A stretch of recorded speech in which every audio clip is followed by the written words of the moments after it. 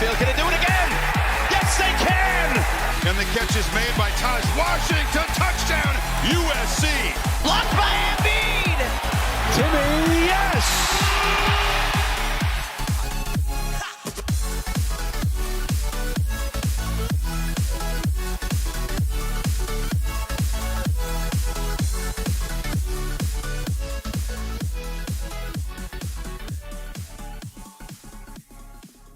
Hello, everybody, and welcome back to the Beef Upfront podcast here on Pick Swap Media. This is your host, Ryan Coyle. As always, back today with another episode as part of our NBA draft lead-up, our prospect profile series. Today, we'll be getting into Duke freshman center Dereck Lively II, 7'2", 215 pounds, 19 years old, 7'7" wingspan. In his freshman season at Duke this past year, played just over 20 minutes per game, logging 20.6 a night.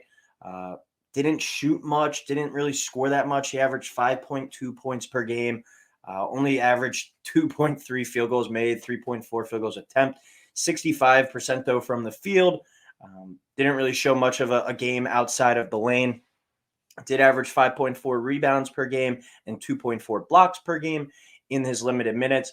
But this is a guy that kind of battled injuries throughout the beginning of the year, and it really took him a while to get his footing. But he's a guy who, as the year went on, Duke's younger players, as they tend to usually, got better, got more comfortable with the college game, and they were getting healthier too, Lively as well as Dereck Whitehead.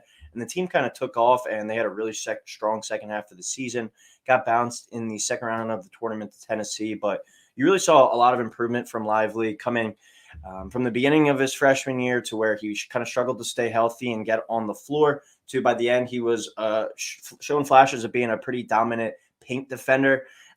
It might be a bold take to say this, but I think if he keeps his head on straight and he continues to work hard and he can put on some weight, I think Dereck Lively can be a guy that makes over $100 million in the NBA. He's a guy that knows how to play his role, and when he plays his role and he plays to his strengths well, he can be a really effective big-time player. I mean, watching him, it's hard not to really see much of Robert Williams out there, just the way that he can defend the paint, block shots, and then he just basically catches everything around the rim and is able to throw it down for a dunk. That's really the most impressive part and the key part to his game for me. I think it's a big thing where you're coming into the NBA, if you're not going to be one of those top 2 or 3 guys, like if you're not Wembanyama, Brandon Miller, or Scoot Henderson out of this class, can you give me an NBA skill from day one? And I think Dereck Lively does that with not just his shot blocking, but his ability to catch lobs on the other end as well. In his per 40-minute average, he would have averaged 4.7 blocks per game. And this is a guy that had a real dominant performance against North Carolina earlier in the season. I believe that this one was at Duke. He was the best player on the floor that game, blocking shots left and right. I think he finished with 6 blocks that game. He's just a long and lengthy shot blocking big, the rim runner. He's like the modern NBA center, besides the few outliers with, Jokic, Embiid, Anthony Davis, the guys that are really well-rounded players, do a lot of damage on the block, but can also step out and shoot the ball. And then are really, Embiid and AD really effective on the defensive end. Jokic has kind of learned how to play his own role type, just hold his own out there. But Lively can be a really, really effective defensive player. And I was looking at some contracts earlier, like Jared Allen's making $20 million a year. He's a $100 million contract player. I mean, I could see if Dereck Lively is able to add some strength, continue this shot blocking, and be able to just finish around the rim, there's no reason why he can't be a starting center on a playoff team and get to that eventual second big contract. I think that's really in the cards for him. And another thing with him, coming into this year, he was the number 1 overall player on most recruiting services coming out of Westtown, out of the Philadelphia area. So this is a guy that has that high pedigree, and somebody's going to take a chance on him. I wouldn't be surprised to see him go top 10 late lottery. If worst case scenario happens, I think he falls to like the 20-ish pick, but not much further after that. I think someone's going to take a chance on his high upside, and he still has a lot of game to tap into. Still needs to improve a lot, and I don't know if he's going to be right away a guy that's able to go out there and play 25, 30 minutes a night, but I think in spurts, 12 to 15 minutes, he can be an effective player and kind of just like an energizer guy as he continues to work on his body and really refine his game. Going back to me saying he was the number 1 player in his class coming out, teams value that. That's a really high evaluation. And I think it's also a good thing that he knows the type of player he is. He knows that his strengths result in running to the rim, catching lobs, and blocking shots on the defensive end. He's going to play his role. He's not a guy that needs the ball on the block and is going to need 10 dribbles to go make a move or whatever. Things have to go his way to be a really effective player on offense. He can impact the game in ways that he doesn't really need the ball in his hands much. And that goes to playing at Duke, where he played with guys that were very talented as well. And then all the way back in high school at Westtown, he was playing with guys like Cam Reddish, Mo Bamba were there during his time, I believe.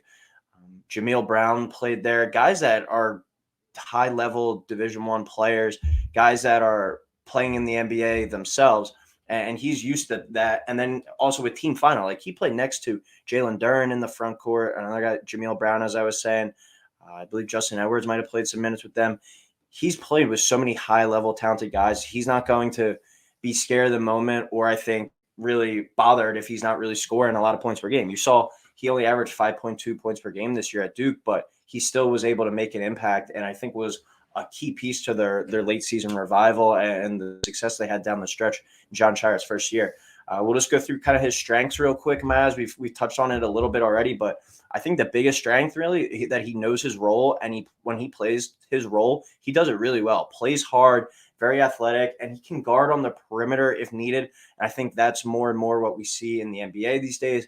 These centers are getting ran off the floor. We're seeing more and more small ball lineups. It's hard to come by guys that are able to guard out on the perimeter. Lively's athletic enough. He still needs some work in that regard in terms of guarding like ball screens and stuff, but he is able to do it. We've seen it in flashes. And I do think if he gets switched on to a smaller guard and that guard's able to turn the corner on him, he has good enough reaction time and I think comeback kind of speed and length where he's able to get back in the play and either alter a shot or block it at the rim. Like I said, he's got that NBA level skill from day one where he can block shots, but he also just catches everything around the rim. If you go and watch highlights of him or tape of him, so much Robert Williams, which I remember watching against the Sixers, where it seemed like if Malcolm Brogdon just threw it up like anywhere near the rim, Robert Williams was going up there and getting it. Just got better and better as the year went on, and he continued to show improvement. High motor player. Like I said, covering ball screens, I think wouldn't really be a strength, but a skill I think that he can do. Right now, it's not like, oh my gosh, we have to get him off the floor if they're going to continue to put him in ball screens. But he is able to make up for it with his length and erase shots at the rim. Not much of an offensive game right now outside of 5 feet, but having watched him play back in high school and AAU, he did show the ability to step out and shoot the three. He's got nice form. I think if he's going to evolve into more of an offensive player than just a lob catcher and a rim runner, it's going to be as more of like a stretch big than a low post type of scorer. I think he's a guy that should be able to one day in a couple of years, maybe even if they throw him down the G League this year, depending on the situation he goes to, and say, all right, and go really just work on your offensive game. I think we're going to see more of an outside kind of presence than a low block type of guy from Dereck Lively down the line. In terms of his weaknesses, when you look at him at only 215, 220 pounds, not sure his exact weight right now, but he needs to add weight and build strength. When you watch him, he's making these really high energy plays, trying to fight for position down low, kind of banging guys, but they are able to still push him around. Even when he is getting the offensive rebounds, he's not able to really hold himself and anchor himself in. I think his lower half, more importantly than his upper half, is what he really needs to focus on, and especially if he's going to try and guard guys, like I was saying, with Jokic or Embiid on the block. They're going to be able to kind of push him around at the beginning, but his length will give those guys some fits to kind of combat that. But he still needs to really, I think, add weight. That's the biggest thing for him. And he can, like I was saying, cannot really create for himself on offense right now, but not really many centers in the NBA these days can. I think we see it more and more. It's going away. Jokic, Embiid, Anthony Davis are really like the three outlier type guys. Sure, there's some other guys that can put the ball on the floor and kind of create for themselves, but Dereck Lively doesn't need to do that because he's so effective, I think, as a rim protector, and he can really run the floor well. He runs the floor like a gazelle. That's the phrase you kind of hear with him. So limited on the offensive end of the floor right now, but I think he's a guy that knows how to play to his strengths, and he's going to do those well. I was saying, I do think he has the capability and the form to become a serviceable outside shooter, maybe like a 30 to 35% type guy from three. If he can come in and have like a Walker Kessler type impact year one, I think whatever team that snatches him up would be very happy with that. My projection for him, I think he's going to go between picks 10 and 20. I don't think he falls out of the top 20, and I think he could potentially sneak into the top 10, maybe that 8, 9, or 10 pick, but I think he's likely a late lottery pick. And my comparison, we kind of talked about already, but Robert Williams with the upside to be a stretch big. I don't know if he's going to be as effective as Walker Kessler was on the defensive end of the floor right away, because he's got a few inches on Lively as well. And he had a really, really good rookie year for the Utah Jazz. But a kind of cross between Robert Williams and Walker Kessler would be my comparison for Dereck Lively. I'm excited to see what he does at the next level and what situation he gets into. I think he would be perfect for a team that has an established big in his kind of mold that he's able to learn around, with maybe like a year or two left on a contract and kind of step in for him later. Maybe even go to, like, if he's able to find his way to Milwaukee and learn behind Brook Lopez, that would kind of be an ideal spot for him as well. But I'm excited, and I'm a guy that would take a risk on taking Dereck Lively in the potential late half of the lottery. So that is my breakdown on Dereck Lively, the freshman center out of Duke. Looking forward to getting in some more of these prospect profiles as we continue to head towards the NBA draft. Thank you, everyone, for tuning in, and we'll talk soon.